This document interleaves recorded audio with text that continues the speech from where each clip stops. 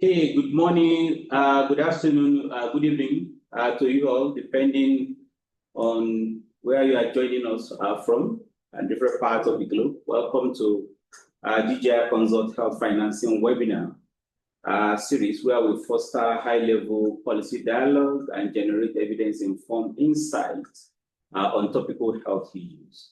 On this episode of the webinar, we'll be examining the benefits of LGA autonomy. How best do we harness the benefits of LGA autonomy to transform the health system? Why is this topic important? You agree with me that it is widely believed that the weaknesses in the local government councils in terms of limited decision space, in terms of financial constraint and weak accountability mechanism contributed largely to the suboptimal performance of Nigerian PHC system. Against this backdrop, you will also realize that the above or the aforementioned weaknesses are likely due to interference in the running and financing of local government by the state government. So, against this backdrop, the pronouncement by the Supreme Court of local government autonomy was seen as a welcome development by many stakeholders, as it has potential to actually address challenges of the weaknesses in the capacity of the local government, which will rub off positively on the management of the PHC. So stakeholders were very, very excited that there could be better decision space for local government, which means a stronger governance for health. There could be better fiscal space for health, and there could be improved governance or accountability as a result of citizen participation. 2 years after the pronouncement, however, I think it is important to look at where are we in terms of the implementation progress, what are the challenges, and provide a solution. So to do justice to this conversation today, we have eminent and experienced stakeholders that will be doing justice to that. In no particular order, I would like to introduce them. We have Dr. Chineku Ore, who is a senior health specialist in the Nigerian Governance Forum Secretariat. We have from Kwara State, Professor Nusrat Elelu, the Executive Secretary of our Kwara State Primary Healthcare Development Agency. We have Dr. Ben Kichika. Dr. Ben Kichika is actually a veteran in the Nigerian health system.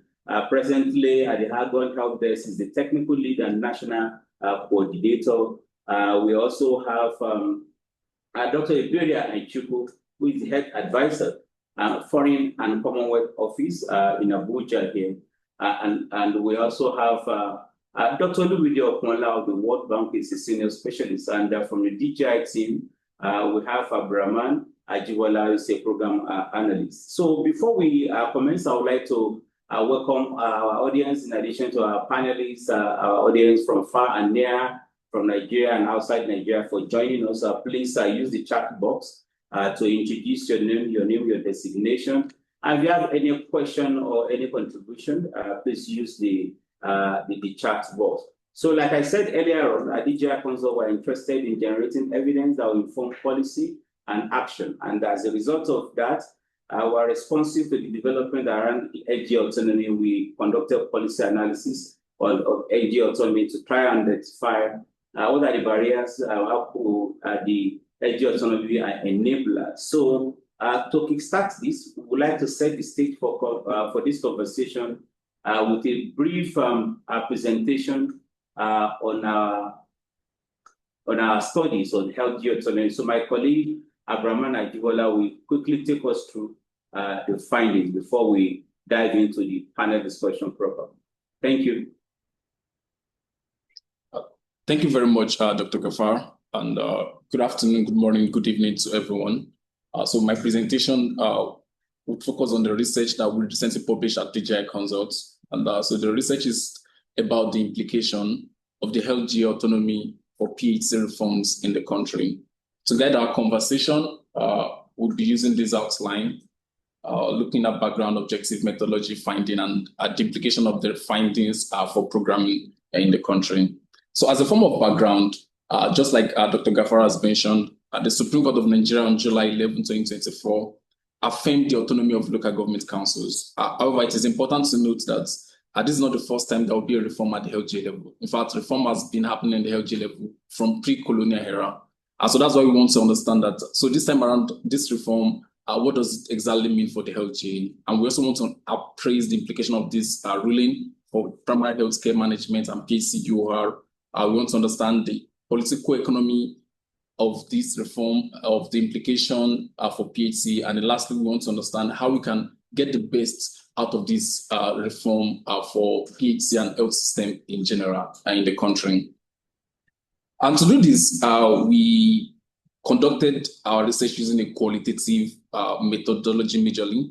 And we conducted the research in 12 states in the country. So there were 12 states that were sampled, 2 from each of the 6 geopolitical zones in the country. And in each of the states, we look at 1 local government per senatorial district. So in total, we have 36 LGAs involved in the research.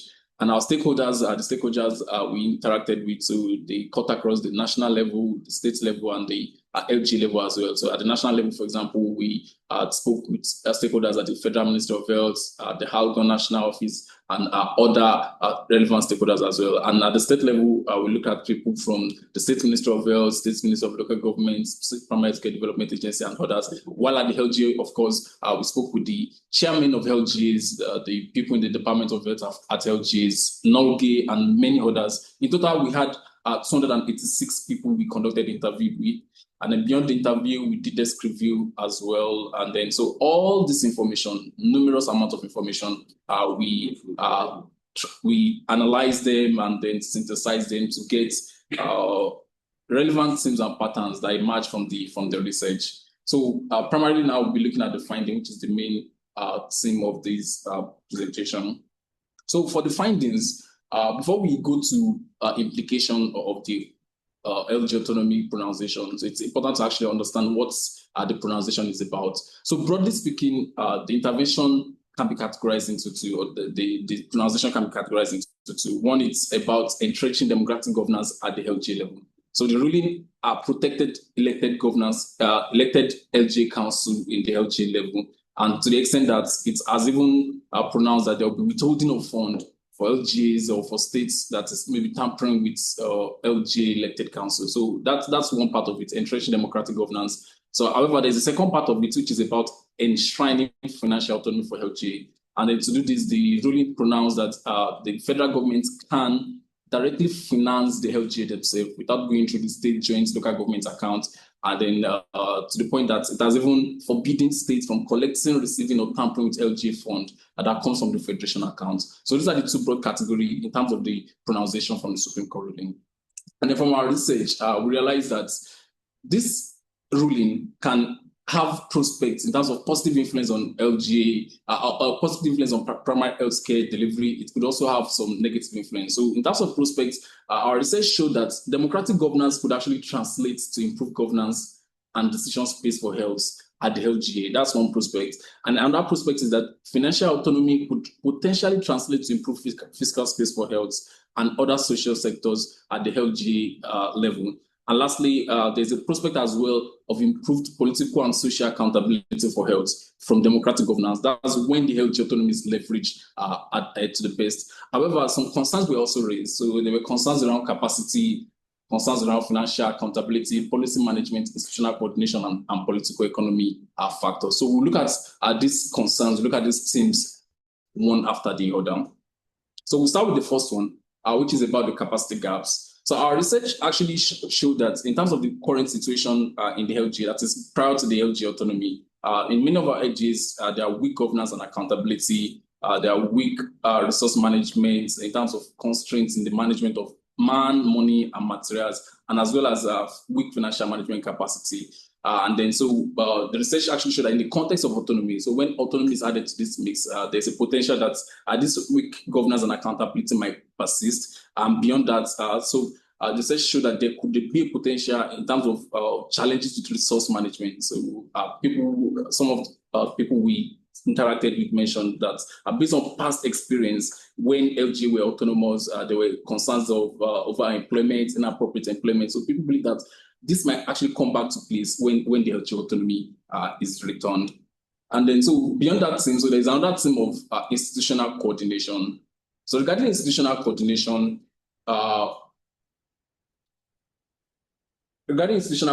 so one central policy that's been in place to coordinate the affairs of PHC is the primary healthcare under one roof. So this primary healthcare under one roof, as many of us would actually know about, it has been available to manage the inefficiencies and fragmentation in PHC administration. And then for this primary healthcare under roof to work, so it's ensure that SPCD, that's the State Primary Care Development Agency, is served as a body that houses and then that coordinate the affairs of PHC. And then evidence has actually shown that this SPCD arrangement has led to improved healthcare services, that's led to enhanced coordination and so many others. And research has actually shown this as provided in the box beside the screen. So many researchers have shown that. However, when autonomy comes to this mix now, with LGA autonomy, there's a potential that the SPCD coordination ability might be weakened. And this could lead to challenges with policy diffusion, it could lead to inefficiency in planning and execution of PHC, which might ultimately lead to poor delivery of primary health services. So that's some concerns around that. And so beyond that, there's another theme of financial accountability. So in terms of financial accountability, so what the situation is currently in many of the LGAs, as our research has shown, is that in terms of assessing financial records, so many of these LGAs, the financial records are inaccessible or unavailable. And then in terms of financial accountability mechanism, so the research showed that the Office of the Auditor General of the local government actually plays a key role in terms of oversight for the LGA, but this office is hindered by maybe some political interference and weak enforcement as well. And so to add to this mix, we also noticed that there are some weak community ownership and social accountability in some of these our LGAs. So when all of these are in place and then nothing is used to address them, and when autonomy now comes to the mix, so we realize that the result can play out in two ways. So one possible way is that LGA autonomy could actually worsen this financial accountability mechanism, which may lead to maybe higher incentive for corruption or maybe misuse of resources at the LGA level. So that's a negative part of it. However, our research also shown, based on some perspective, that the LGA autonomy could actually lead to true democratic governance, which may now attract relatively independent people of higher caliber, because they would see the LGA chairman position as being more attractive, because now they are less subservient or less mandated to respond to some state government actors and so on. So if this is happening, it will lead to better participation, and which would ultimately raise the accountability bar at the LGA level. So these are two possible ways that financial accountability can play out. Then we look at policy alignment. So for policy alignment, what we try to do is to see how does this Supreme Court ruling maybe interact with some other laws that is currently existing. So one major law we take a look at is the SPCD establishment law in many of the states. And what we see in this law is that the SPCD establishment law in many of the states actually it made provision for the LGA to use a certain proportion of their money that comes directly from the SGA, LGA account, as the state joint local government account, to fund the state primary health care board. Say, for example, now in Adamawa State, 50% of their LGA federal allocation is deducted directly, that is from source, to SPCD. However, when there's autonomy and then the state is not able to touch this money, is not able to tamper with this money again, there is a possibility or there's a potential that some LGA could decide not to remit money to state primary health care board themselves again. And if some of these things happen, it can lead to maybe disruptions in the payment of maybe some salaries, some procurement, and so on. And to circumvent this, we've seen that in some states, particularly in Anambra, so you try to introduce some law to introduce state control for LGA, which might in a way undermine the Supreme Court ruling. And so we look at political economy analysis. Of course, we won't be able to take a look at all of this, but I would just like to mention some two, to talk about some two actors. So we'll talk about a positive influence or potential positive influence of this autonomy. So we look at ALGON. So ALGON is the Association of Local Governments Authority, Association of Local Governments in Nigeria. And so prior to even this autonomy ruling, ALGON has prioritized education and health. So they've made it a top priority to the extent that they've developed a roadmap for revitalizing PHC at the primary health care level. So when autonomy is now added to this mix, it has the potential of giving Algon more autonomy, more decision space, more resources, which might help them to improve in terms of achieving their goal that they want to achieve. So that's a positive possible influence of the autonomy. However, it might not all be positive. There's also a potential at the state level. So the House of Assembly is a key player at the state level. And so this House of Assembly, even though with autonomy, they are still in charge of making laws for the LGA. So without autonomy and even with the current pronunciation, the House of Assembly is in charge of making law for the autonomy. So in a situation where some of these House of Assembly may be very, very vulnerable to influences of the state governor, so they can still possibly be a vehicle for maybe changing things or for meddling with things at the LGA. Of course, if you want to read more on this, the research, we could take a look at it later after the presentation. So the next slide, please. All right, so we've taken a look at some of these findings, the key highlights from them. And so beyond looking at what the situation is and what the situation could be, we also, in our research, try to understand what are some of the possible implications of this ruling for programming and some recommendations that could come out of it. So we have 8 categories of recommendations in total. One is about strengthening coordination, which is a very, very important one. So to support, to strengthen coordination, we could support coordination by establishing a functional state joint local government PHC forum. So which would be a forum where the state and the local government themselves would come together to make joint decisions regarding the administration of primary health care. Also, there's also the suggestion of having regular and effective state councils of health. Then in terms of promoting LGA financial accountability, so our research suggests that we could digitize the financial management system in the financial management system in the LGA. We could establish a citizen-led resource tracking mechanism, enhance citizen participation, and particularly a very important one, we promote peer comparison among local governments as well, because our political class are very, very sensitive to comparison. And then very important recommendation is around building LGA capacity for PHC management. So one way of doing this is to have targeted technical competence and leadership training at the LGA level. We could also strengthen our LGA medical officer of health, define minimum service package at the LGA level. Then things around policy alignment, building consensus and reviewing or amending conflicting law. So those are some recommendations. Now, some other categories of recommendations. So other people believe that we could promote health investment. So promoting health investment through resource tracking and other ways, we could effectively engage stakeholders, that is political economy. We could effectively engage stakeholders to align their interests with PHC systems. Then, of course, we need to align some of these activity going on in the LGA with other initiatives in the country. So, for example, we have the PHC digitalization agenda that I mentioned, support the Algon to implement that. And then also the other activities around MAMI, the sector-wide approach, and so many other things that the LGA can leverage. Then, of course, improving the program management approach, especially as it comes to the LGA, through maybe adaptive programming, thinking and working politically, and then ensuring that there's enough flexibility at the LGA. So when all of these are to place, it will ensure that we have LGA autonomy, which does not derail PHC system threatening gains, and it also helps to harness the benefit of autonomy for improving PHC delivery in the country. In conclusion, our findings show that LGA autonomy has the potential for enhancing PHC governance and decision space, for improving fiscal space for health, and also for raising the accountability bar for health at the PHC level.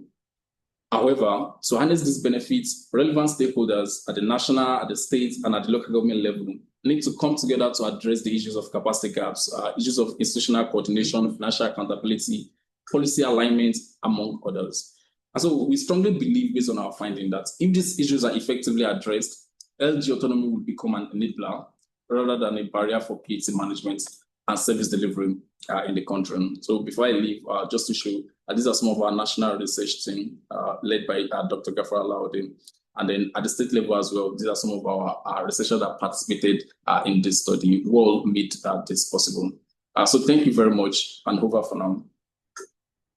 Okay, great. Thank you very much, Abraman, for data presentation. I think from this presentation, it's obvious that LG autonomy has the potential for transforming the health system, especially in terms of improving governance for health, improving fiscal space, and raising the accountability. But however, there are a number of things we need to address for that to happen. That is why we're having this conversation.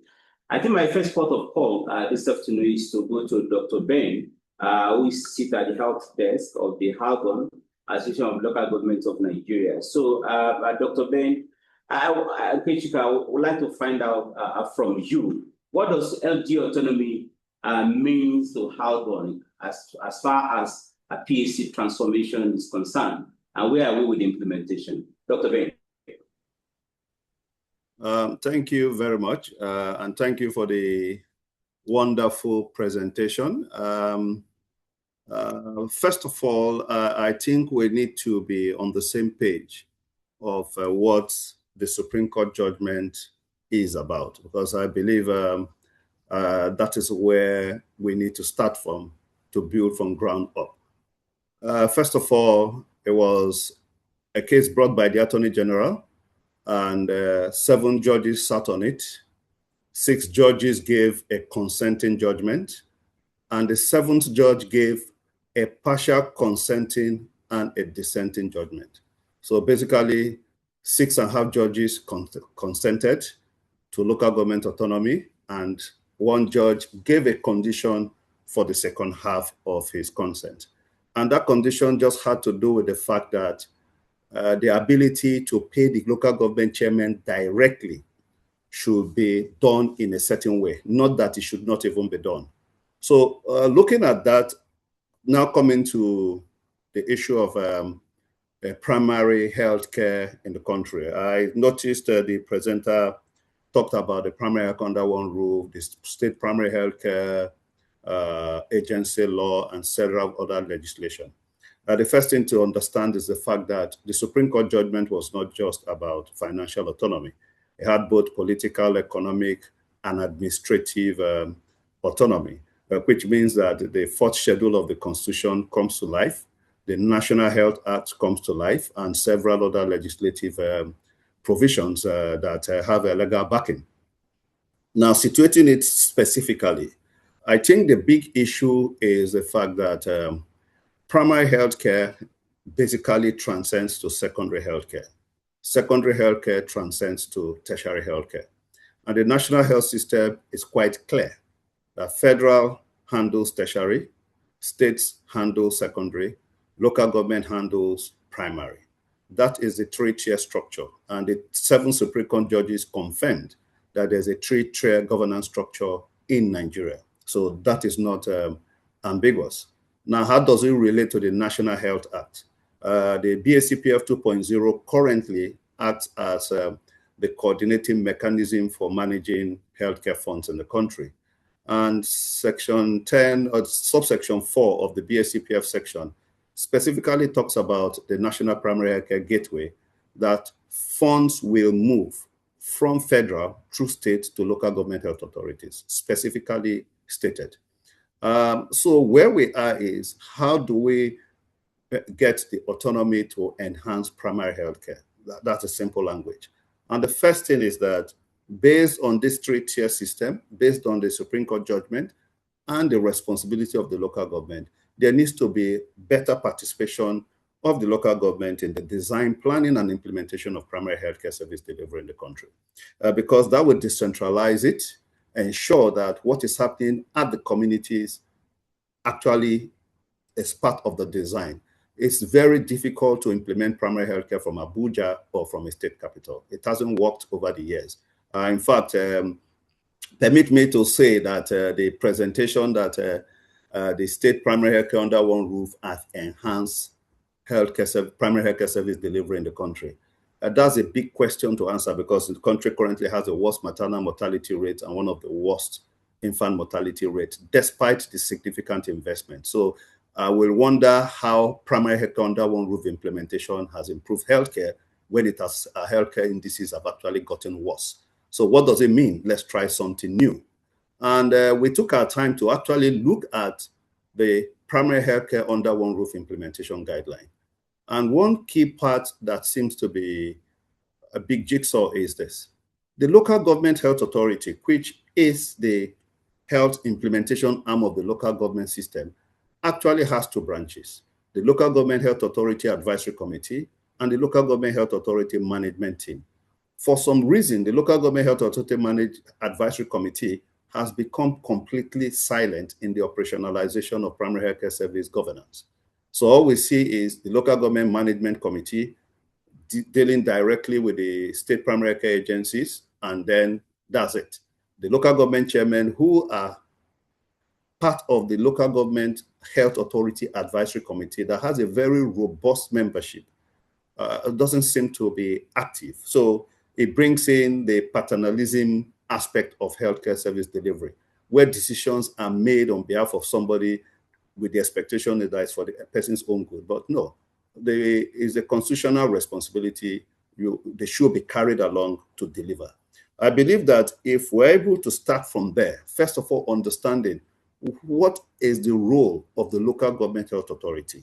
How is it composed? What is the current situation? Are they well structured? Are they well resourced to be able to deliver their service? That is the first thing to start talking about. It is when we do that we can now start talking about the resource management, the capacitation, the structural governance systems and all that. Because if we say now, let's go and capacitate local government, who are you going to capacitate?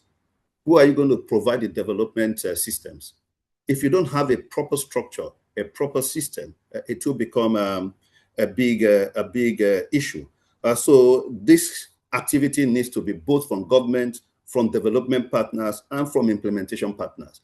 When you are designing your program, get the local government health authority structure, the advisory committee, and the management team involved in the design, planning, and implementation, so that we have a cascaded service delivery pathway. One thing I've seen in my experience in the healthcare space is that most of the health plans, activities, programs, and all that are designed in Abuja, conceptualized in Abuja, brought to the state, and by the time it gets to the communities, they don't even understand what you're talking about. So it becomes alien to them, and the acceptance and ownership becomes very limited, and that's affected sustainability. So I believe that, in summary, that we need to, first of all, go and read the Supreme Court judgment. It's very, very clear. It's completely unambiguous. It's a 6.5 consenting judgment, and it specifically states what should happen, what should not happen. We'll go to the National Health Act. There is a national health system well defined. You go to the BACPF, it is well defined in Section 4 when it comes to primary health care. Currently, the BACPF 2.0 implementation guideline is also very clear on what needs to happen. Even the national primary health under one roof, it's not really ambiguous. There are a few clauses that are not very okay, but at 90% of it is good. So we need to go back and ensure that that paternalism way we're managing healthcare is not working. We need to go back to the structure, the systems, to ensure that we improve our health initiatives. Thank you very much. Thank you very much, Dr. Benny Nkechika. I think that is very, very insightful in terms of potential of LGA autonomy for transforming PHC system, but at the same time, you highlighted a number of gaps and obstacles that we have to scale to be able to actualize that. We are coming back to how to address some of those challenges you have addressed. So let me quickly go to Dr. Chinepu Ore of the Nigerian Governors Forum. So Dr. Chinepu, Nigerian Governors Forum is at the forefront of policy design, policy transformation, advising governors of national level, honorable commissioner in terms of policy diffusion and implementation. I would like to find out from you, Dr. Chinepu, what has the Nigerian Governors Forum been doing to ensure that we are able to actualize the potential of this LGA autonomy for PHC system reform? What have been the milestone, and what is the next frontier? Okay, thank you so much, Dr. Gafar. Good afternoon, Dr. Gafar. Good afternoon, everybody. It is a pleasure to be a part of this conversation. Thank you also for the very enlightening presentation, and thank you, Dr. Ben, for bringing that clarity that helps also to set the stage for the conversation. So for us at Nigeria Governors Forum Secretariats, first of all, there is no state without the local government. And for us, the ultimate thing is to see healthcare delivered at the last mile to the people in the community. So with the passage of the Supreme Court judgment on LGA autonomy, the first thing that we did at the Nigeria Governors Forum was around driving consensus. So we had convened national consultations that had relevant stakeholders in the room. We brought together honorable commissioners of health, executive secretaries of state primary healthcare development agencies, members of the ALGON, people from federal MDAs, as well as Dr. Ben, I'm sure, was also part of those conversations. So we felt that it was very critical that we all came together, reviewed the risks and opportunities that the LGA autonomy presents.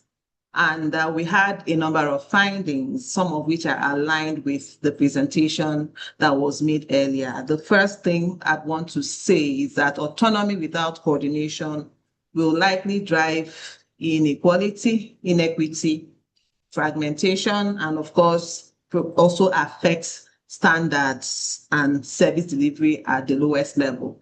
And that is not what we want. So the important thing is to agree on what has to be done to be able to implement the LGA autonomy effectively and ensuring that the members of our communities get the best out of this. So the first area that we had explored was around the governance. And like Dr. Ben had mentioned, we noticed that in the governance structure, there has to be a higher representation of the local government, particularly at the level of the governing board. Yeah, and he also mentioned the Local Government Advisory Committee, which is similar in function to the governing board that we have at the state level. So there's that need to have that local government representation at that level. So to be sure that the voice of the local government is carried along in governance and also in coordination. Then the second area we also looked at was around financing. And like I said, first of all, we need to promote system coordination, and then we need to explore how to promote financing reforms. Yes, we understand that the primary healthcare is devolved to the local government authorities, as it were, but there's also the state government also contributes to the financing of the local government and the primary healthcare delivery, because the truth of the matter is that if the local governments are left to themselves, then they might not be able to handle the costs that come with managing primary health care. And another issue would also be that there could be some inequities because some local government areas are stronger than other local government areas. So there are the chances that some local government areas will struggle while some other local government areas will not feel the heat as much. So that coordination is still very critical. And the thinking around primary healthcare under one roof is more around coordination and accountability. And we need to still maintain and preserve that coordination. We want to ensure that the standards are there. We want to ensure that everybody is receiving the service package is seamless across different local government areas, and then also to be able to have mechanisms to pull resources together so that everybody gets what everybody needs. So for me, it shouldn't be like a competition. What we should be looking at is what works. So what we were proposing is first around the governance and coordination, strengthening the governance structure to ensure that the voice of the local government is clearly heard at that state level. The second is also to strengthen coordination mechanisms between the state and the local governments. And just as was mentioned in the presentation, we are pushing for the institutionalization of State Council of Health meetings, because the idea is that it brings together the state leads in health, likewise the local government leads in health. And when those conversations are institutionalized and they happen as often as possible, it will also help to bridge some of the existing gaps. Then another thing I wanted to say was around strengthening our accountability mechanisms. I know that during the presentation, that was one of the areas of concern that was raised. So one of the things that we are promoting is ways to strengthen accountability mechanisms at the lowest level. And one of the things that we have done in that space is the local government challenge for primary healthcare, which was instituted as part of the Primary Healthcare Leadership Challenge.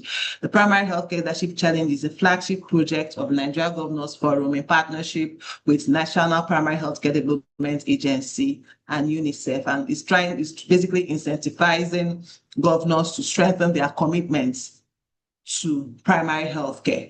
But we agreed that because primary healthcare is evolved to the local level, it's not enough to have that accountability only at the state level, but the state on their own should also drive for accountability at that local level. So one of the things that when we are looking at how strong the primary healthcare system is across the states, we are looking at what accountability mechanisms that the states have put in place to ensure that the local government areas, authorities are doing what they are supposed to be doing. And through the local government PHC challenges, we are also incentivizing local government chairmen to, to sit up and, weigh in with regards to strengthening their PHC systems. So these are some of the milestones around that governance, that coordination, building consensus across all the relevant parties. And we have made the submissions around the pooled funding mechanism, just to be able to ensure that there's accountability on one end, and on the other end, that there is also that inequities are removed from the system. And of course, these are propositions, and of course, states are not compelled to, take that. And then with regards to the states, that central state system, that's the primary healthcare, but still being preserved, because the states, regardless, are supposed to be the ones that are setting standards. They're the ones that should be establishing what the minimum service packages should be. If not, there was going to be inequity across service delivery. And then another thing that we are promoting is around strengthening the HRIS, the human resource information system, to ensure that we're able to capture who and who is actually part of the primary healthcare system, to be able to guide how healthcare workforce is distributed and what have you. So I think I'll stop here now, but these are some of the things that we have done so far as the Nigeria Governors Forum. Thank you. Very much, Dr. Chinedu, for eloquently capturing the perspective of Nigerian Governors Forum, what we need to do. Part of what came out clearly is the need for us to address the potential fragmentation or challenges of coordination and accountability that you've mentioned. So let me go to a chief PHC policy maker at the state level now. I would like to go to Professor Nusrat Elelu, the Executive Secretary, Kwara State Primary Care Board. So, Professor Elelu, you've listened to Dr. Ben, you've listened to Dr. Chinedu. They've highlighted their concern. From the point of view of a chief PHC policymaker, what are your thoughts in terms of how do we best harness the potentials of the LGA autonomy for PHC transformation? Professor Elelu. Yeah, thank you very much, Dr. Laode. Colleagues on the panel and all other colleagues that have, found time to join this panelist discussion. This is a very interesting and very strategic time to have this kind of conversation. I want to start by acknowledging Dr. Ben. I think I like this version of Dr. Ben better than the last time we met, to discuss things around this. Thank you so much for, giving that background. And of course, the previous speaker, Dr. Chi, for being there for primary healthcare and having our back, at the NGF forum.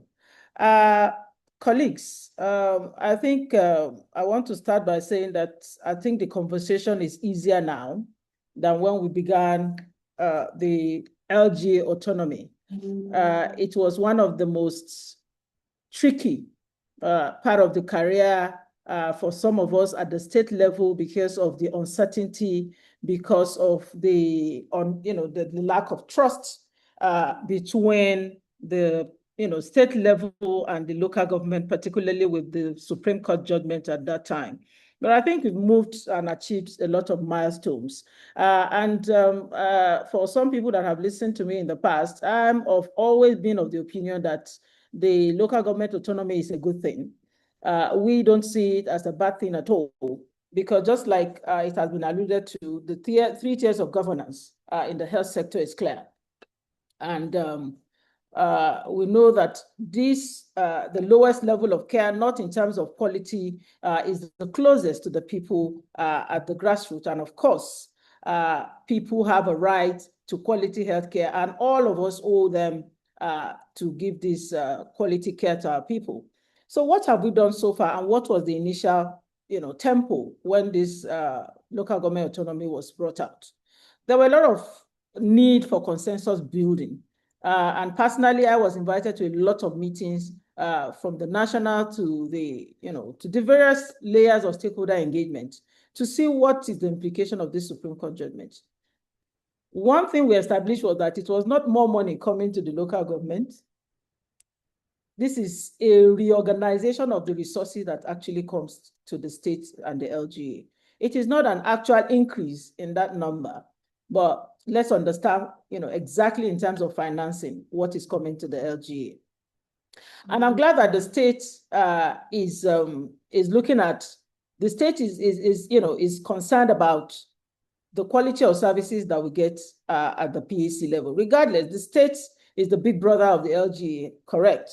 So if that is the situation, we must understand what we need to do, bearing in mind that the people is the priority and at the center of this conversation. So we carried out a lot of stakeholder engagement, and I'm going to say, going from that national engagement, what did I do in Kwara? We had several engagements, because at that time it was coinciding with when the TIC governance was coming out, and then we're having duly elected local government chairmen. So it was a very fantastic time for me to say, look, yeah, you got the autonomy, but what is the implication of this autonomy? It means more responsibilities to you, more ownership. There has to be ownership, more financial commitment. So gone are the days, I told them that, look, gone are the days I have to get state counterpart funding. I must also be getting local government counterpart funding to support vaccination exercise, to support other PHC services at the grassroots. So it was not, it was a reinforcement of your commitment as local government chairman. Just like we had the commitment of the governor of our state, it is expected that you look at your local government and see how you can better commit to the people that have been elected to serve. So I was clear on the function. There was delineation of function. What are you expected of? What am I expected of? I'm not here to take over anybody's job, and you are not also to take over my job, because the previous speaker has really re-emphasized my understanding of what this local government autonomy means. We must look at the coordination. We can't have campaign in 1 out of or 2 out of my 16 local government. There has to be a coordination platform. I cannot overemphasize the importance of this coordination platform through the State Primary Healthcare Development Agency. And like we have said also, the local government cannot do it alone. There has to be some huge commitment from the state and the federal government even. So everybody has some clear roles, not overlapping of roles, but clear roles. So there was an unpacking of roles, strengthening of what you need to do as a local government authority. And we have looked at those, and it was so clear that, look, this is what you do for me, this is what I do. So I've got some expectation from the local government. And I can say that, look, this is it. But of course, we also identified a lot of gaps, a huge amount of gap. One was the financial management gap. So if we're going to manage resources, financial management, frankly, I have to manage all the audit issues that comes with BACPF on all the local government. So there was a gap that we needed to bring on board the local government accountants, improve their financial management skill. Recall that OICs don't have accountants in their PHCs. We needed to do that. We need to bring them on board. We need to bring them up to speed. And look, these are some of those basics. And we need to do that collectively as a state. That we have identified this gap. We also looked at, aside from the financial gap, we also identified some planning gaps. So that was where we had to say, can we institutionalize our own operational plan from the PHC to the LGA? Then we have it at the state operational plan. You have one LGA, we put it together, 16 LGA, and we have a state and operational plans. So we began to unpack some of these challenges that was going to be bottleneck in getting services, PHC services to the people at the grassroots. Another thing was prioritization of national intervention. So we have, some apex facility at the BACPF. But a local government chairman may decide he wants to renovate this particular PHC. I said, look, can I give you a list of the priority PHCs? So you don't need to build a new one. Can you say, when you are prioritizing the PHCs, pick one of those ones that are already within the national framework? The one thing that has tied all of us together is the BACPF. It is one of the single biggest intervention in the health sector in the Nigerian government. There are challenges with implementation, but this is the single most federal to the states and to the local government. So we must understand that these things have all priorities that must fit into each other. So if you prioritize this local government facility, and I said that, look, the federal government is ready to give you intervention if this PHC can have the full complement of human resource and other infrastructure that you need. And you can get that PHC provide service within that world leading to inclusiveness, equity, and overall transparency and quality of service delivery to our people at this very critical level of care at the grassroots. So we also looked at those ones. We were able to gain those tractions because I was clear from the get-go, you have your autonomy, but I also have some oversight that I need to be able to provide technical support on how I need to be able to do quality control on what is being provided, because if nobody does that, we risk going back to pre-primary healthcare level. I'm sure the people that established the PHC in 1978 know that there were gaps that we needed to fill. So we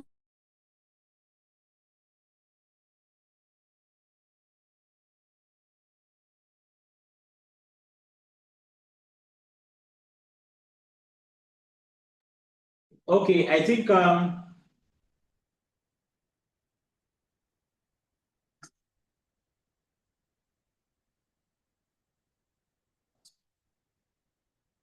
so I think we lost Professor Lelu there. I think we'll come back to her, but she has made very, very important points. She has made very, very important points, especially around consensus building, forging consensus between the local government and state actors, and clearly defining responsibility, the paradigm shift in terms of ensuring the local government take ownership and take responsibility as well, and especially financial responsibility, so that as we are to have more authority and autonomy, to have a consensus around responsibility as well. I think that was a very, very important. We'll come back to Dr. Elaine. Let me quickly go to Dr. Iberi. Dr. Iberi is a veteran development practitioner. Has been with the FCDO as health advisor. So, Dr. Iberi, I want to find out from the conversation from the previous speaker.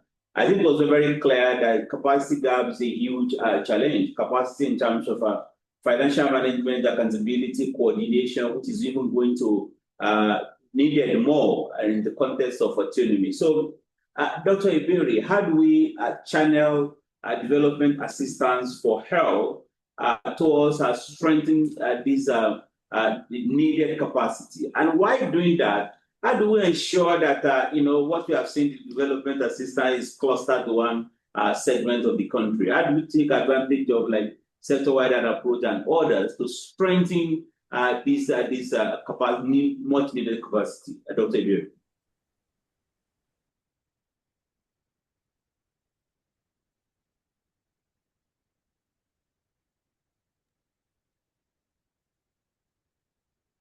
Dr. Iberi, you want to unmute yourself?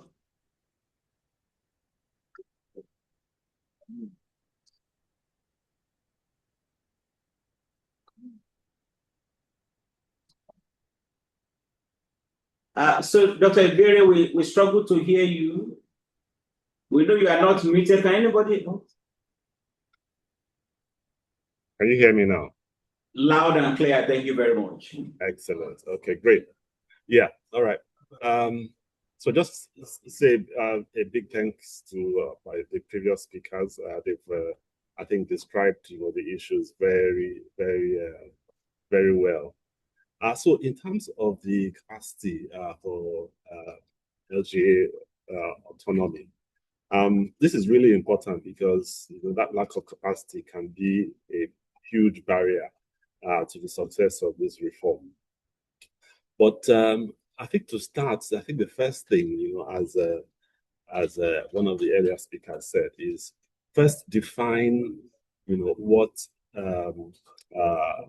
is the minimum standard? What are LGAs really expected to deliver in terms not just for health but across the board? Because this financial autonomy isn't just about health; it's about LGA functions.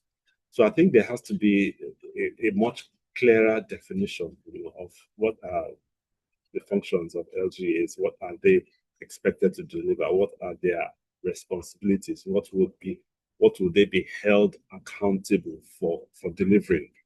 And then when we've made that, when we've defined that, then we define what's the kind of capacity that we need to deliver on these functions.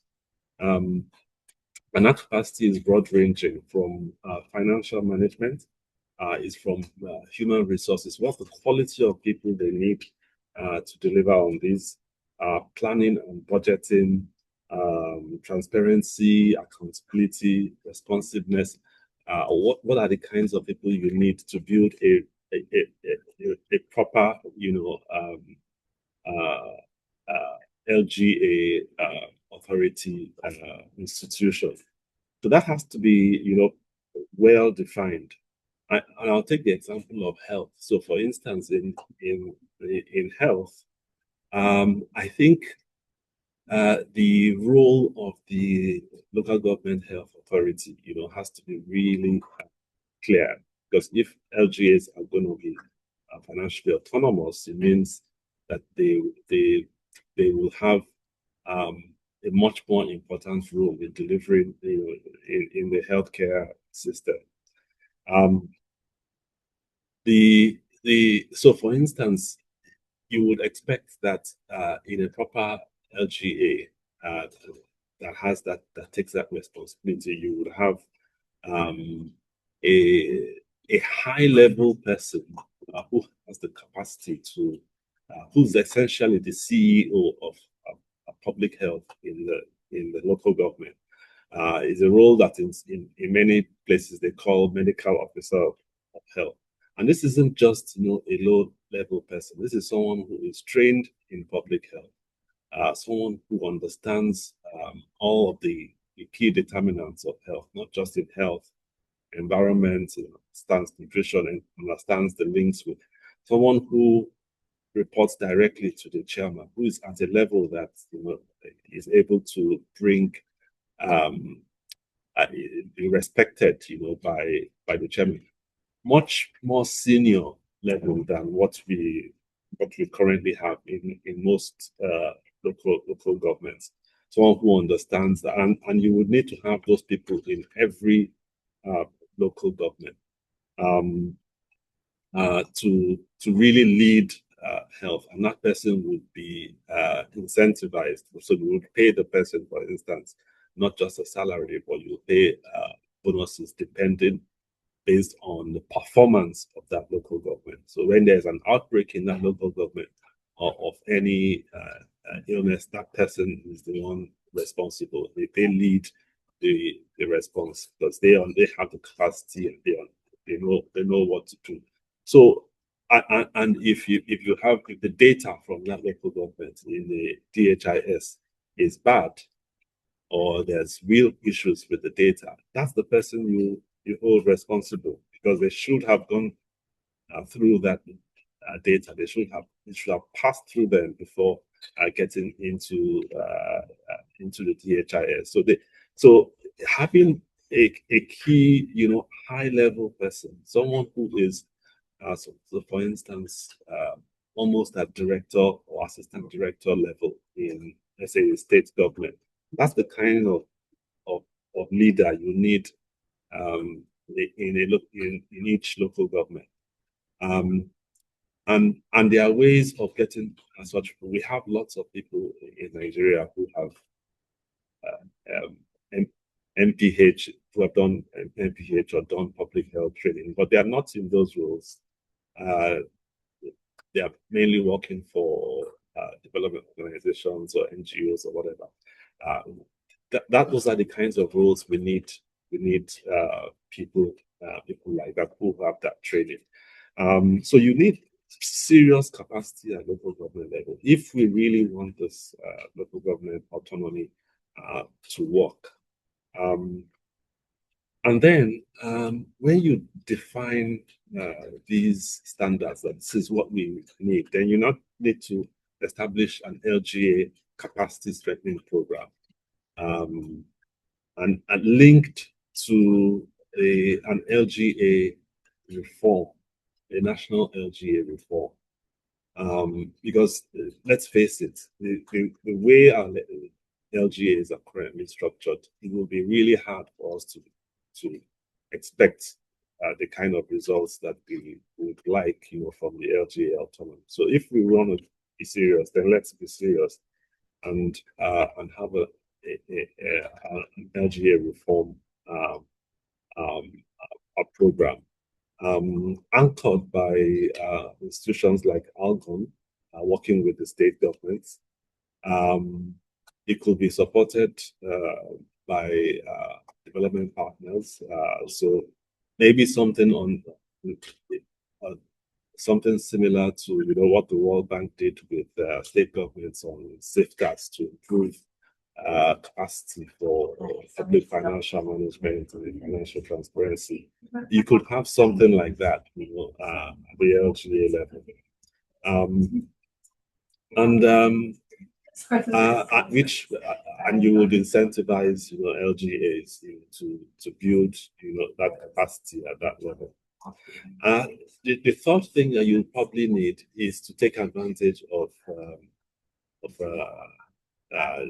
digital technology, so that you'd like to avoid fragmentation, and you would want it to be as easy as possible, for LGAs. So, as part of that LGA reform program, we develop, standardized LGA digital systems. So, for public financial management, for HR management, for planning, for budgeting, for transparency.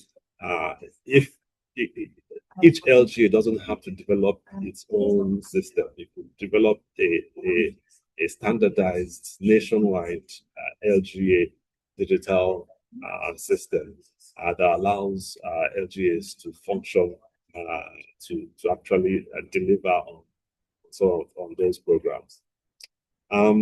And then you now begin to think of how do you incentivize all this and how do you scale it up. One way could be to link disbursements to progress. So when you have this and you have a clear idea of the standards and you have this capacity strengthening program, you could build a maturity framework, an LGA maturity framework, which would be able to assess LGAs according to where they are in terms of maturity in this, how well they are able to deliver on these functions. And then you would link, the disbursements. So whether it's basic healthcare provision fund or whether it's World Bank, Hope PHC, or whatever program, or even the LGA allocations. You could link it to the LGA's performance along that maturity framework. So if one LGA is able to demonstrate the capacity to manage, those funds, to deliver on its functions, then you can give it a certain level of autonomy. But if the LGA is unable to do that, then you would expect then perhaps the states might be more responsible for. So you have to nuance it. So I think that's one of the issues I have a bit with the judgment, because it's just a judgment. It's not a comprehensive program of reform. It doesn't take into account all of the nuances and all of the risks and all of the implications. And so all of that has to be built in, so that you could graduate, the level of autonomy that you give to an LGA financially based on capacity that they're able to demonstrate. And so that will incentivize LGAs to begin to build that capacity, because the more capacity you build, then the more control you have over your resources. So we have to begin to get smarter about these things, because these things don't just happen. We need to plan and strategize for them. And then at the now, LGA autonomy, even if you had all the LGAs fully capacitated and delivering all of that, you will still need capacity at state level. You will still need an institution like the State Primary Healthcare Development Agency, because of some of the issues that have been raised earlier about equity issues between LGAs. There are issues around fragmentation. So in order to bring the coordination and address the equity issues and address the alignment that between the LGA and the national objectives or national priorities, you need an institution at state level. So actually, the capacity you need at state level will be different. You will still need even stronger capacity. It's just that it would be different. It will be for different functions. So rather than that capacity being for delivery, it will be for coordination. It will be to support LGAs rather than for it to deliver services from the state level.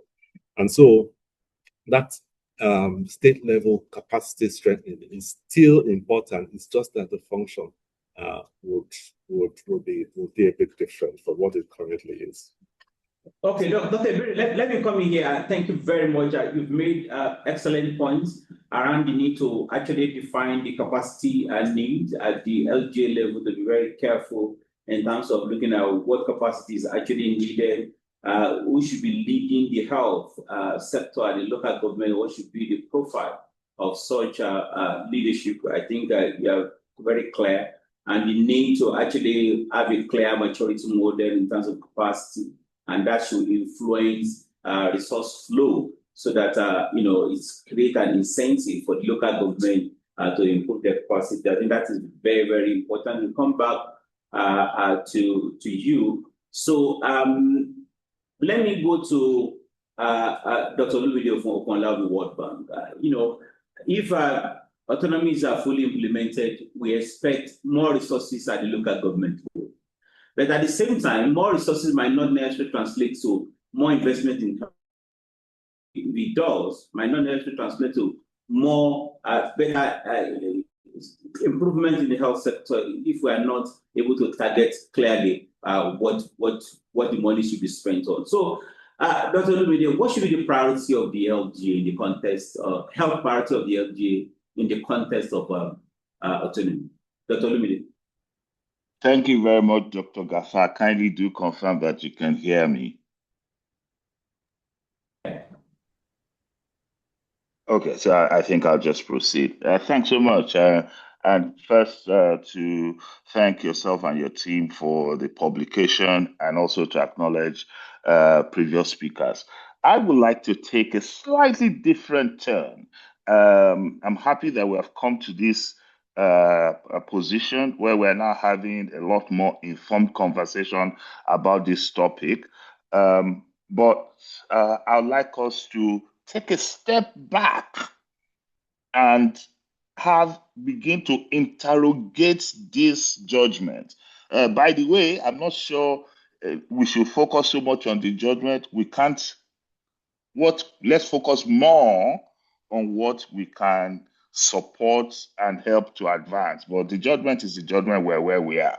Now, let's answer the first question. This is how the three tiers of government get money. At its very simplest, you have what comes from oil, non-oil, and pretty much VAT. And they all have different rules. If you look at the VAT, which is part of the non-oil revenue segment, the new tax act actually gives a lot more money to state and local governments, and the federal government gets just 10% from there. Meanwhile, that is the pot that is now increasing. The oil revenue, which is a big contributor to FAC, which is in red, if you can see my screen, and which contributes mostly to the CRF, where the BHCPF comes from, is actually diminishing. So the pots that are bringing more money to the federation now actually is support of states and local governments. So we expect to, so in other words, we need to begin to have an informed conversation like today to say, now, in the light of what is going on, how should we better support or how should we better help states and local governments advance this conversation? However, what is not being said too much is that the CRF, which is what funds the BHCPF that a lot of people have been talking about, is actually going to be diminishing, which means that all of our efforts, we need to begin to double it now in terms of state and local governments being able to live up to their responsibilities. And as you can see here, the top line is what comes to the federal government. It is reducing. The two other lines are revenues accruing to both states and local governments, which is increasing. So again, just to emphasize that the revenues into the CRF, which is what gives birth to the BHCPF, in the medium term, would begin to shrink. And the earlier states and local governments begin to train their muscle and take responsibility, the better. So that's my first point on this panel, Dr. Gafar. But I'd like to also then make a second point, which again has been missing in several of the conversations that we have been having. So, one of the things in any federation is that the national level will come up with norms and standards to say, okay, for a primary school, you need to have X number of teachers. In a health facility, you need to have this number of doctors, this number of midwives, and all of that. In certain parts of the country today, those norms, as agreed to by everybody, has been met. And that brings us to one of the concerns that is emerging now. I do not have any solution, but we need to bring it on the table, where, in fact, states are able to pool monies across local governments and be able to make sure that there is equitable distribution of teachers, nurses, midwives across the state.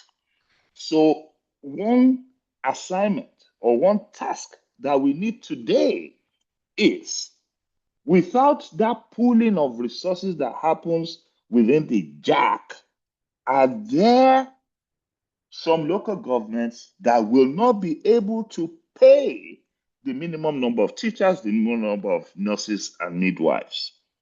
Because if, for instance, we implement the law as it is, what a local government that is not able to meet its financial demand would mean it would have to sack either teachers or nurses. I do not have answers to that, but this is a reality for several local governments. There's also a converse to that, because a local government knows that if I recruit more teachers and recruit more nurses and midwives, then I will not have money to do capital projects that people will see. Then I'm not then inclined to recruit those people. These are tough questions that need to be answered. Again, as I said, I do not have answers to that, but we just need to, and I don't have a position. I'm just saying we need to understand the implication of this.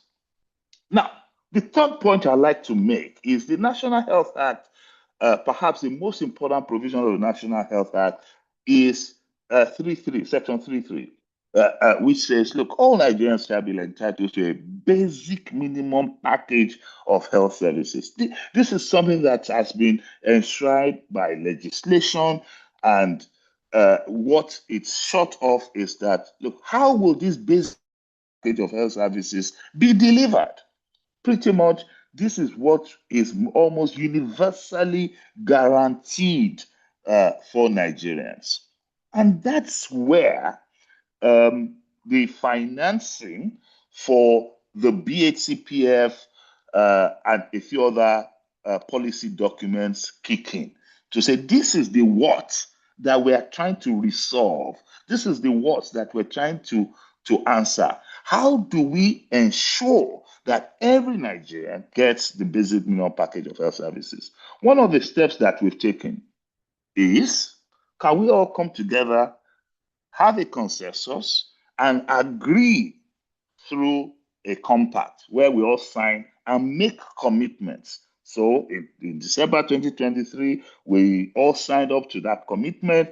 In fact, the updated compact in November 2025, the local governments were part of that discussion, and they negotiated a position to say, look, as part of the process to the package of health services, we as local governments, we are committed to certain objectives. And I give an example of what the local government signed up to deliver. So if you look at that compact, which is signed by Mr. President, all state governors, Algon, and a few people, there are many things there, but I just point you to para 22. Algon commits to upgrading 1 PHC per local government to Tier 2 BMONC facilities to meet NHIE empowerment criteria, so that one facility will be able to receive financing either from the state or federal government. Because the BHCPF is federal grant that is supporting 1 PHC per ward. But we know that 1 PHC will not be enough. So here you have a policy commitment of Algon to say, look, with the standard that has been set by the BHCPF for one facility, we as local government chairman will also commit to an additional facility. So that's one example of policy commitment, which I think Algon should be commended for. The second thing is, if we unpack the BHCPF itself, which, by the way, and it's important to always reiterate this, BHCPF is federal grant, but the idea is that it wants to nudge local governments, nudge states in a particular kind of direction. And I think right now, the federal government has almost doubled the number of facilities at the ward level. So if BHCPF is moving to 2 PHCs per ward, and then you have Algon, like I showed in the previous slide, also bringing another facility. That's almost 3 PHCs per ward. But then recall what I said the first time in terms of it's not just these facilities receiving financing. They must meet certain minimum norms and standards. And we know that, in fact, without some of these local governments pulling together, it might be difficult. But as I said, that will need to be informed by data. So if local governments are being part of this, what autonomy, in my view, means is that they feel responsibilities beyond the kind of commitments that's in the compact. They feel responsibilities that we have also asked of them. So look, this is the governance structure for the BHCPF. I have been across a number of states in the last 3 months or so. None of the local governments have set up this advisory committee, which is meant to inform and support BHCPF implementation. So this is in the now. We are not interpreting the local government autonomy now, because with responsibilities comes work like this. This, I haven't seen it. I've been to at least 4 or 5 states, and these BHCPF committees that are meant to be at the local government level, I haven't seen any. We know the MOC meets every quarter. We know that the state SOCs also meet. But for example, the local government PHC advisory committee that is meant to inform the implementation of the BHCPF, clearly that implementation is delayed. And I'd like to just appeal to colleagues like Dr. Ben to say, look, these are some of the soft things that we need to begin to put in place, as we begin to get ready for the task ahead. In fact, the guideline lists out a membership, lists out some of the functions and all of that. Where are we with that? As I said, I've been on the field, and none of that is happening yet. Because if it happens because of BHCPF implementation, it will actually help advance PHC services across local governments. So let's also unpack what BHCPF has done. So if today 8,300 facilities are receiving DFF, as at the date on this slide now, less than 3,000 of those 8,300 are able to reach the NPHCDA level 2 standards. In other words, those are the ones that are able to meet the minimum staffing standards or are able to open 24 hours. I mean, this to me is very telling, and it just tells you the amount of work we need to do.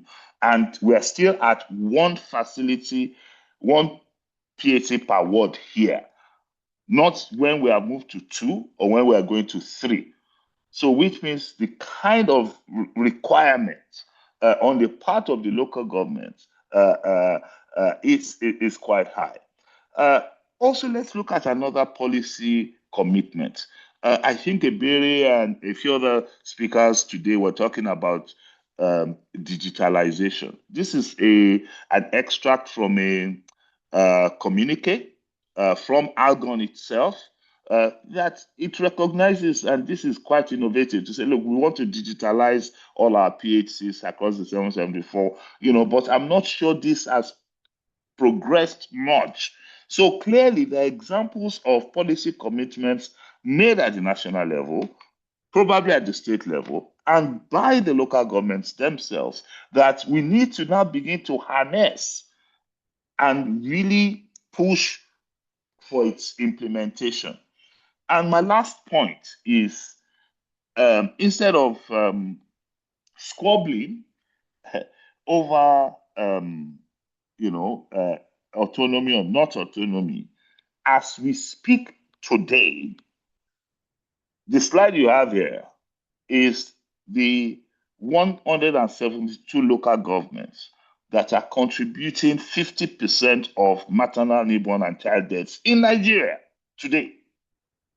172 of them, local governments.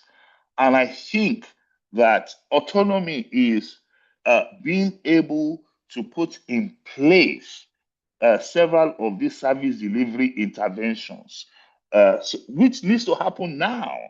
And it's not on this call we'll discuss those service delivery interventions, but I believe that autonomy for me means that each of the relevant local government chairmen are engaged on this with this data.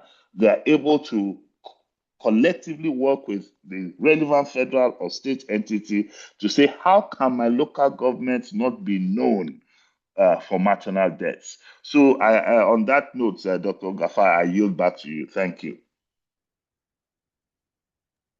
Thank you very much, Chief Olumide, for that well-articulated point and looking at bigger fiscal issues that will even impact positively on the autonomy, and especially looking at the policy commitment of how going on health, which is going to be very, very important going forward in terms of raising the accountability bar and looking at some key policy trusts like MAMI and others. Because our time is fast spent, and there we have a couple of questions in the chat box. Let me go back to Dr. Ben. So, Dr. Ben, in two or 3 minutes, because our time is fast spent. So, there's a question around, somebody asked that now, in the context of LGA autonomy, are the LGA or some of them truly independent in terms of controlling their resources? And then the next question is, Olumide talk about a number of policy commitments. So within the sphere of influence of local government, are they addressing their own commitment to improving health? Dr. Ben. Gafar, thank you very much. Unfortunately, we try to be very fast, but you need to realize that I'm representing 704 local governments, and it seems like all the topics point towards that direction. But I'll try and keep to the time. And I'm just going to be very brief and make some points we can discuss beyond now. First of all, thank you to all the speakers for the very well stated points. So my responses are just going to be in line with that. First of all, there's the issue of the fact that the local governments don't have a revenue base to be able to meet their responsibilities. In as much as that is correct, but if you look at the fourth schedule, the local government is a revenue generating body. And I believe that if their IGR structure is improved, they will be able to meet to a certain level of healthcare service delivery, which is a primary healthcare level. And the ones they are not able to meet can be referred. But yes, the state support is very prime, very important, and is going to enable that opportunity to be in place. And also, the local government have never said they want to take over primary healthcare. What they are saying is give us a seat at the table so that we can be involved in the planning, design planning, and implementation. So that's just where the issues are. The coordination, the quality control, and all that. All those needs to be well articulated. If they're given a seat at the table, that will help make sure things work.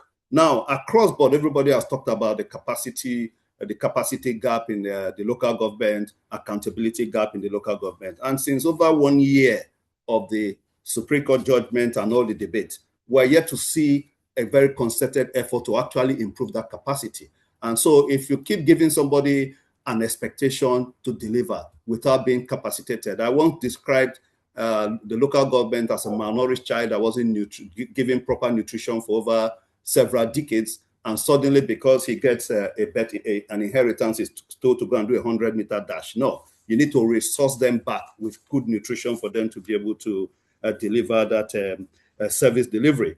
Also, there's this issue about the rules are not clear. No, the rules are clear. The National Health Act, the PHC Pivotal guideline is very clear on the roles and responsibility of the local government health authority, the local government advisory committee, management team. The roles are all clear. What is absent is the capacitation for them to be able to deliver that role. So I quite agree with Dr. Bere about the fact that a local government reform program should be in place, but it should not now be just a reform without capacitating the structures that are there. And I want to also say from a very light mood that autonomy is not a gift, it's actually a law, and the law should be implemented. The people should be capacitated to implement their law, because I've heard some people say, oh, if the local government needs this, then they'll grant them autonomy, they'll give them the opportunity to implement the autonomy. No, it's not a gift, it's a law, and the laws are very clear. Coming to Olumide's point, yes, there's the National Health Act provisions, the Local Government Compact. That compact document, it was actually designed by me and the local government the Argon National President and the local government chairman, and they gave their commitment and signed. But it's surprising to see that since November till date, the local government have not seen a copy of that compact. We've requested for it to be able to take it as an advocacy document for implementation. It's not available. So Olumide, I don't know if you have that document, but the signed compact, Argon would like to have their copy. I also want to be very clear. We have BACPF is also has a very clear definition. BACPF has 3 fund sources: the federal government fund, development partners fund, and any other source of fund. So if we're implementing the BACPF now with just federal government fund, yes, it's easier to call it a federal grant, then we should stop calling it a BACPF, because the BACPF has 3 funds. And that is why the local government chairman, first thing they committed to was that there's a section of the BACP, I think a subsection 6 or so, that says that they should bring in 25% counterpart funding. And they've committed to that and that 25% counterpart funding is a counterpart funding to a project. And they said, we're willing to bring out 25% if we can see a counterpart on who we can partner with to deliver that. So those are the things we're trying to put on the table, that the local government need to partner, need to be involved, because on other sources of funds is an opportunity for local government to put in to correct the current issue where the federal government resources dwindling. The local government and the states can come up to make sure that is that. Now, I hear Olumide say that, yes, the local government advisory committee is non-existent. Yes, it's non-existent because the BACPF Primary Healthcare Gateway has a fund called the Programmatic Funds and the Operations Fund for Local Government Health Authorities. The Programmatic Fund is released directly from states to the primary healthcare centers. The Operations Fund have been held back for years. Till date, no local government has received its BACPF Operation Fund. So if we're expecting the local government chairman to set up advisory committees when the resource is being kept back, then it becomes a problem. So those funds should be released to them. They've all agreed, I've had meetings with them, to set up the local government advisory committee and ensure that they interface with the management committee. But they need to be resourced to be able to do that. They need to be supported to be able to do that. So that is one of the reasons, but they are committing to do that. Now, coming to the digitalization, yes, it was also a decision. In fact, the MPACD executive director attended an Argon National Executive Council meeting in July, and made that, and the local government said, we want to digitalize our primary healthcare centers. Who is going to work with us? And he's clearly stated that local government, the federal and state will give you the guidelines and all, you will be responsible for that. And the local government are willing to partner with anybody that's going to come with them to be able to digitalize primary healthcare service delivery. They have the template, they have the structure. Is that technical support, that resource support as a part of a counterpart funding or whatever? Because that will start giving us the proper data from the baseline. Nowadays, when they say Nigeria has the worst maternal mortality rate in the whole world and all that stuff, where is the data coming from? How true is it? How efficient is it in terms of being an actual document to put on board? So what I would say is that the development partners should please throw their hat into the ring, support the local government to be able to deliver. The state primary healthcare agencies should team up with the local government to be able to implement the primary health under one roof guideline in line with what it is. And just on the last point, I would wish to please correct an impression that Prof has said that there are 2 versions of Dr. Ben. There is only one version of Dr. Ben that's been very consistent. The version you didn't like was when in a meeting, somebody stood up and said local government chairmen are hooligans and that if they give them health, everybody in Nigeria would die. And we felt we needed to respond to that. Thank you very much. So thank you very much, Dr. Ben. I think the good news is that Prof says a better version, not the worst version. I think that is commendable. Thank you very much. There's only one version of me. There can't be a better version. I don't have a bad version, please. It's okay. Thank you very much. I'm a very consistent person. Thank you. Okay. Thank you very much, Dr. Ben. A number of important points you have addressed, but just to quickly say that Dr. Iberi put the compact that you said is not available. You put a link in the chat box for you to be able to access that compact. I think that is extremely important. Now, Gafar, sorry to say, the compact is a signed document. Algon should not be accessing a signed compact via link. It's okay. It's a signed document. It's a hard copy document. They need to have their copy.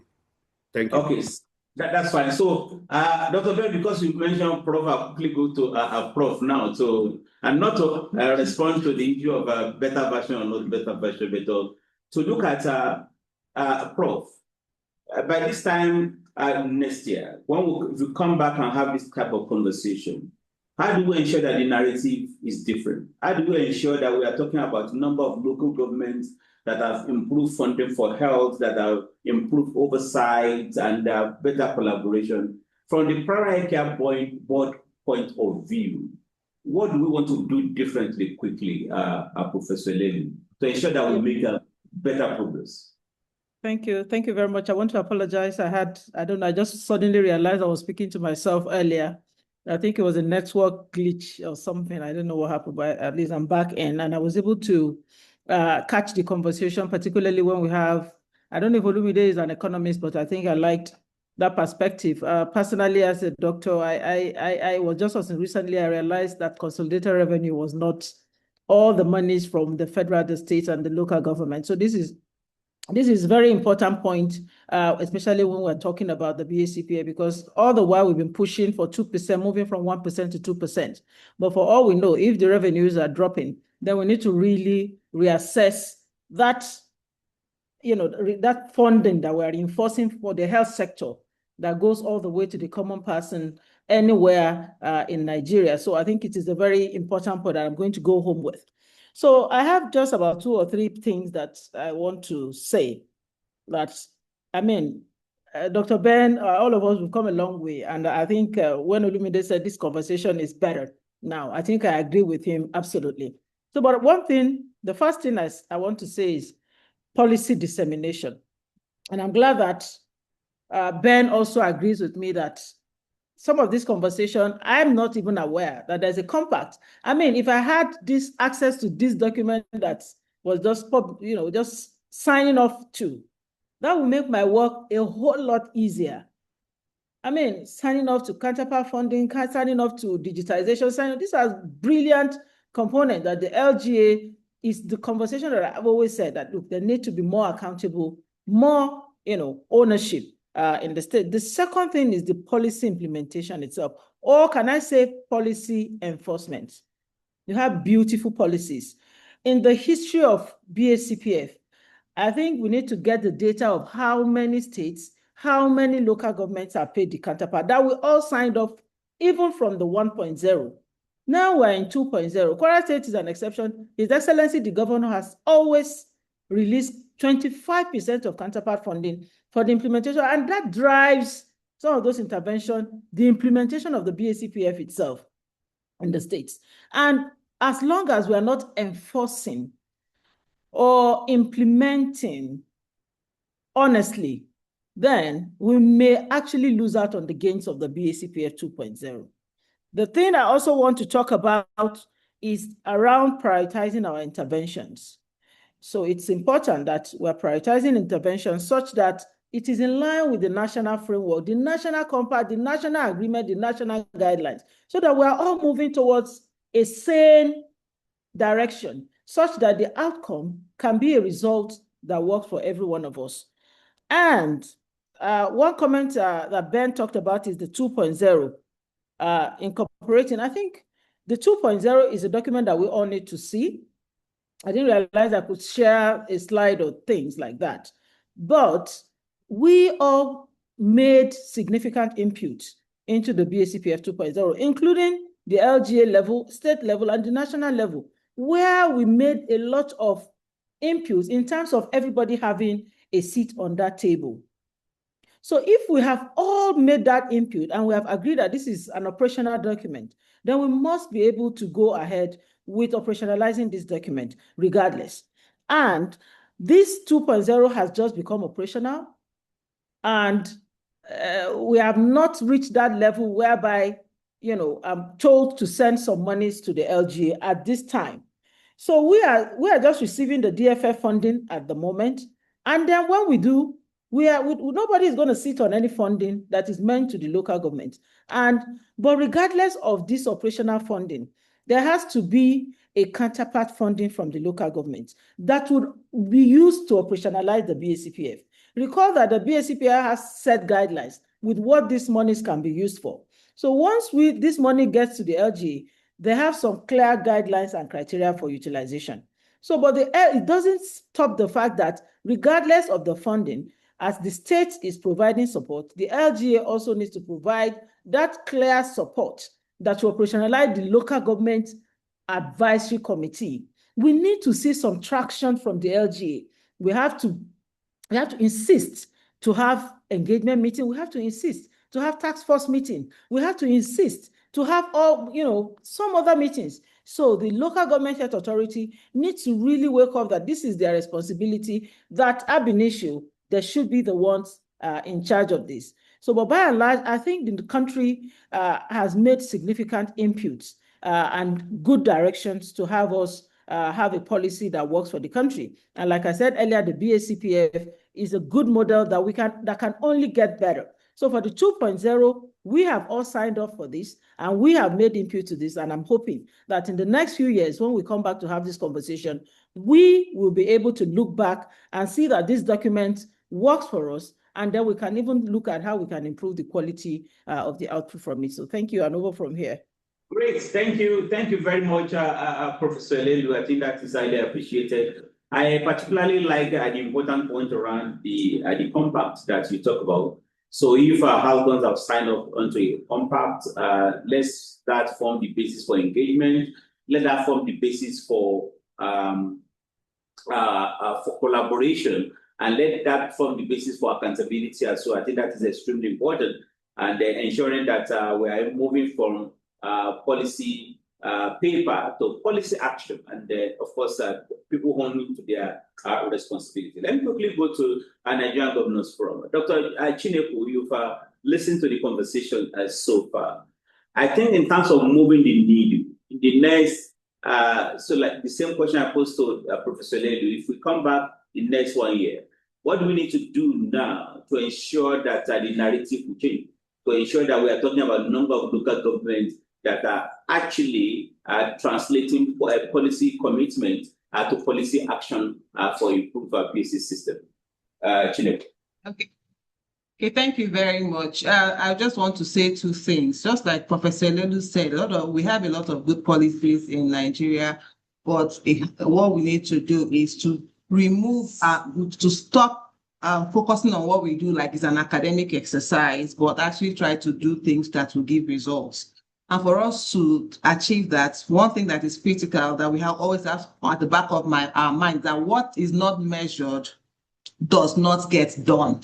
What is not measured does not get done. And that's the role of accountability, having accountability frameworks, actually tracking and recognizing who are the people that are keeping up to their commitments and the people that are not keeping up to their commitments. For example, when you talk about the policy direction that the Federal Ministry of Health has provided with regards to prioritization and planning from the ground up, the whole essence is to help to strengthen our systems, to be able to address the critical health gaps that we have across the different levels. Unfortunately, because there wasn't co-creation that went all the way to the grassroots, people do these things more as an academic exercise rather than owning it and trying to transform it. So that aspect of having all the relevant stakeholders in the room when all these conversations are happening so that they can actually understand, starting from local government, and own the process. So it will move from having academic activities to actually doing things that we can implement and will help the health system.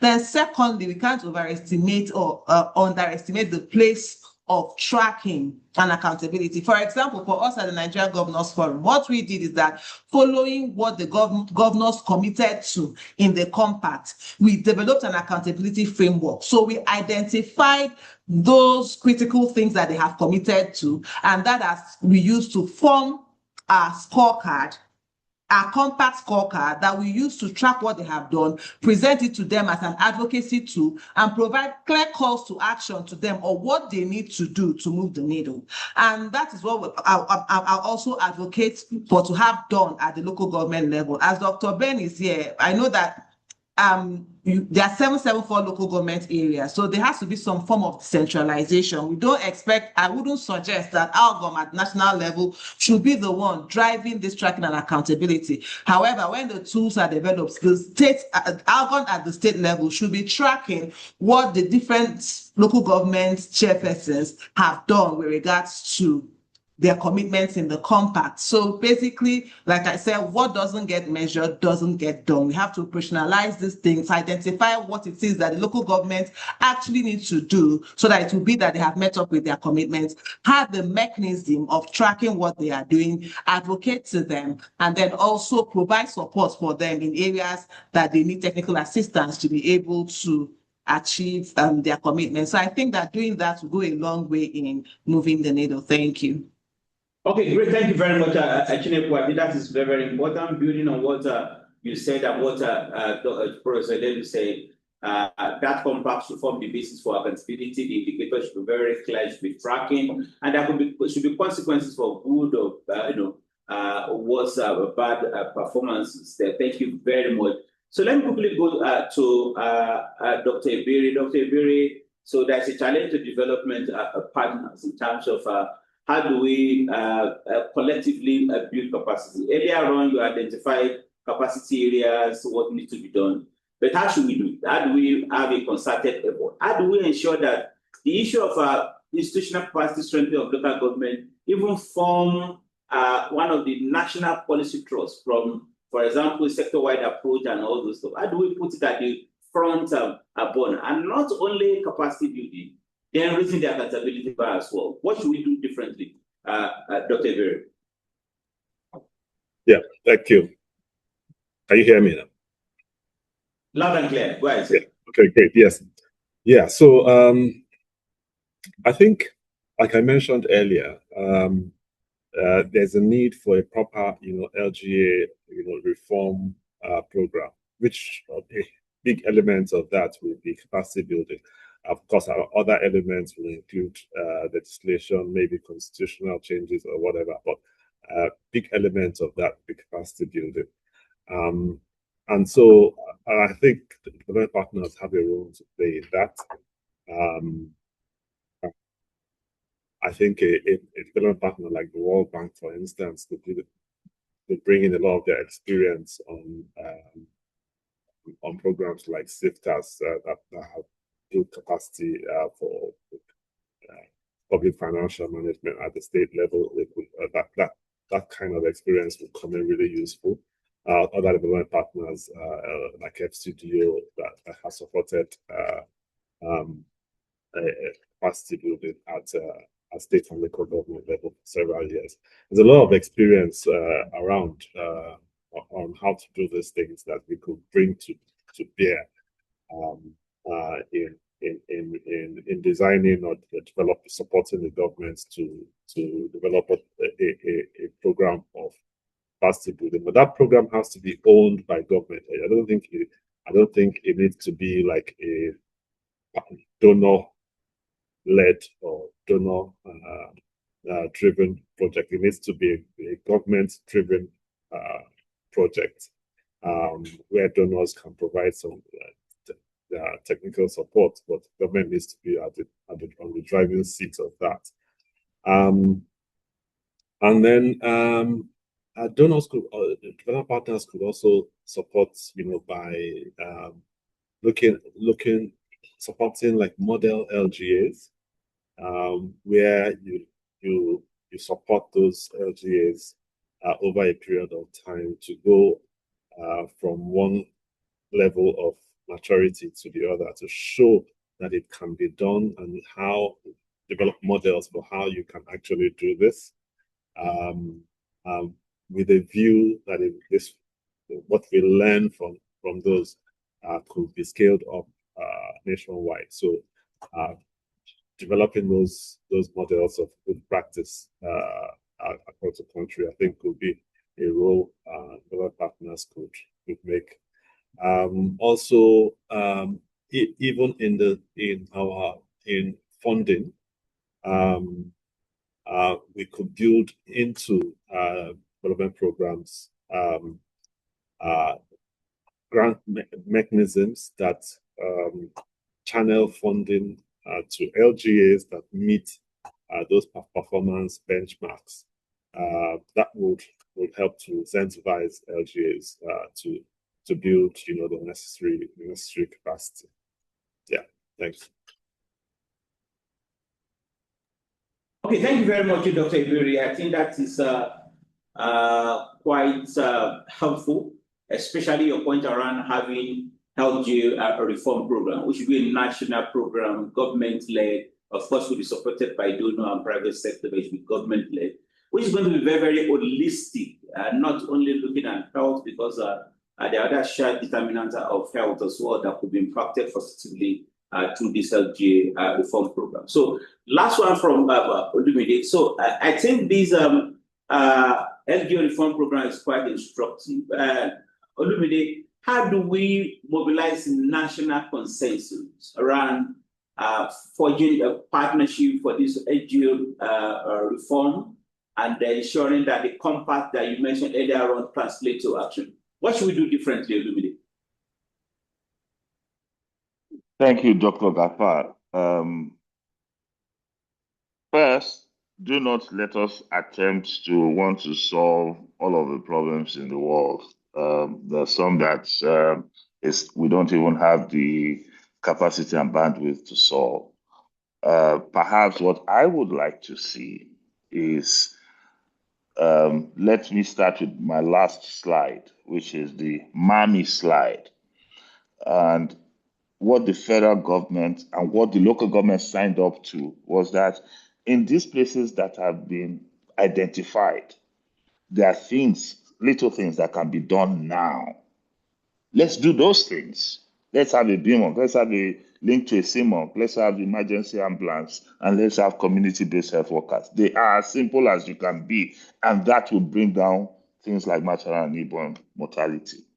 And in my own view, this begins to showcase the kind of seriousness that we are expecting and that we are seeing from the Algon leadership. I heard Ben talk about the negotiations on the compact. Those are tough negotiations. In fact, I think the chairman was somewhere in the world and all of that, but they still agreed to say this was what they were going to do. So a second point will be that we align, and I would expect one of the things that should come out of this conversation, Dr. Gafar, is that some of these kind of commitments, let's begin to pull them together to say, look, federal government, you committed to doing so.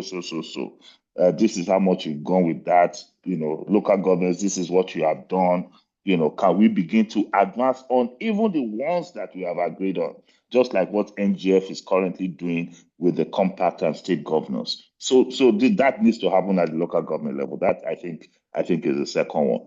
I must say that I completely agree with Professor Lelu that Ben, right now, and I also have the figures, local governments have received in excess of 100 billion through transfers to BHCPF, and that's going to double by the end of this year.